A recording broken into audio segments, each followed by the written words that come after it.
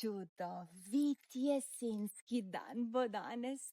Res, tako sem se odločila že navsezgodaj zjutraj. A veste, da sem 2 dni tako spala, kot spi moj prijatelj medved Brundo.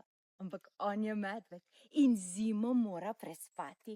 Jaz pa sem veverica Orehkova Mica, pa se mi samo ni ljubilo vstati. Ampak danes mi pa že pošteno kruli po trebuščku. Je bilo treba vstati. Bo treba kakšen oreh, želod ali žir poiskati. Mogoče kakšen lešnikov gobček dati. Lahko pa bi spekla potičke, lešnikove potičke. A veste, te imam najraje. No ja, kdo jih pa nima? Saj jih imate tudi vi, kaj ne? Ampak za lešnikove potičke potrebujem lešnike. Sej ne, da jih nimam, sej jih imam. Ampak veste, kako naj povem? Sem jih nekam skrila. Ampak kam? Sem pa čisto pozabila. Še dobro, da sem 3 velike, 3 najlepše lešnike pri medvedu Brundu v zabojček skrila.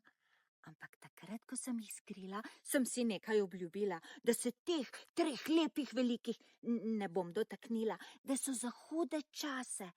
In če sem si nekaj obljubila, potem bom, ali pa ne, kdo ve. Že vem, kaj bom naredila. Prstke za pomoč bom prosila, oni vse vedo. Oni imajo zmeraj prav.